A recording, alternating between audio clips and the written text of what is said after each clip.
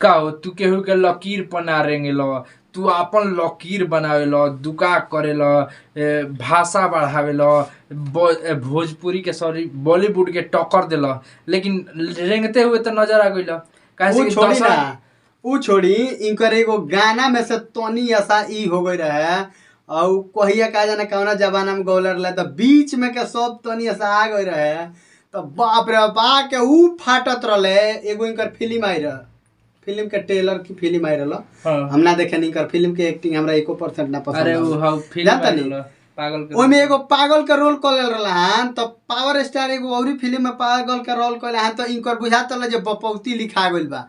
आयो भाई जवान आमवा आइ रहल दशहरी आमवा हाँ। आय ओकरा बाद ई का गावत रह तू आमवा फिर तू गा दलो बाप को बाप इंटरनेशनल चोर बाड़ा तू। कहलन की लकीर बना देंगे लेके आवत रहल आमावा है, आमावा इनकर लटक गइल कि का भइल उहे लेके आवत रहन, ठीक बा। आ कहलन कि हम लकीर बनावनी है, हम हई दिमाग में तो पैदल हो गइल बड़ा, दिमाग तो काम करत नहीं खे। काहे से कि लाइव आवत रह, इंटरव्यू देत रहते, एगो स्टार के का गरिमा होला, एगो स्टार कितना बंधन है में ना बनल सुनी ना रहेला। तू केतनो गा देबो नु, तू केतनो गा देबो तो पब्लिक जब चाही तबे बाजी। आ चाहे पब्लिक के तू चुतिया नहीं बना सक, ठीक बा। पब्लिक तारा ऊपर आशीर्वाद देले रह तो तू तो बुझा चल मुड़ी पर चढ़ल बड़ा सेठ भइल रहा 6 महीना से पब्लिक तारा के इग्नोर कैले औकात के था चले लागल तारा।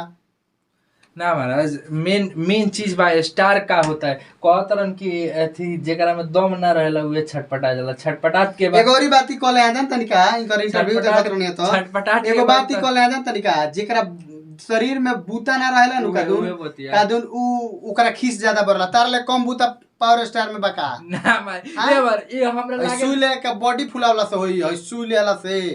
हमरा कबो कबो लागत न ई खोजे तन पटका पटकी कुश्ती वाला, ठीक बा।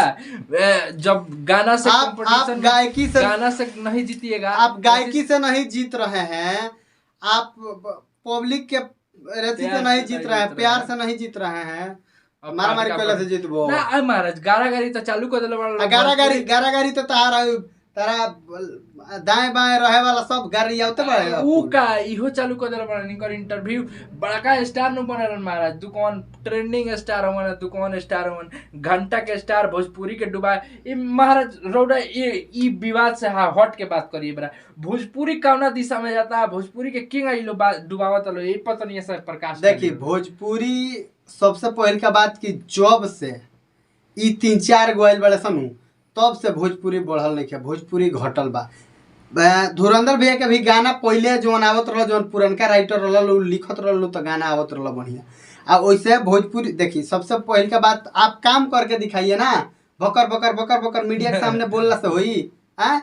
अच्छा बकर बकर तो केहू बोल सकता, कुछ केहू बोल सकता, दम बात लगातार 20 गो गाना तू फ्लॉप करा दलो, तारा आँखी में शर्म नहीं है हैं। अपने मुंह से बोलने से होई फलवा हइयो गाना हमार बजता एगो आवेला उ लाइव कोई सुनो तर लो हमार हइयो गाना बजता, हइयो गाना बजता है इतना मिलियन चल गए।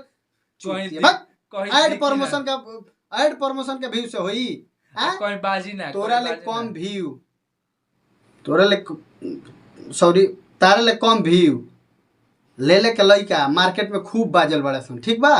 ज्यादा व्यू देखैला से ना होला, पैसा फूकला से ना होई, ठीक बा। बाकी जोन बा फिल्म के बात कर रहे भोजपुरी के तो एकदम बर्बादी के लेवल तक लेके आ गई बाड़ो। काहे से कि काल से जोन काम होता नु गारा गाड़ी उने से आके उ गाड़ी देता रह, इने से जाके तू लो गाड़ी देता लो, काल से जोन ई काम होता ई एकदम माने भोजपुरी के अब बर्बाद करे वाला हो गई बा। अब तहरा एथी के घर परिवार के उ गरियाई आ ओकरा पावर स्टार घर परिवार का नाम ना ले ले, ठीक बा।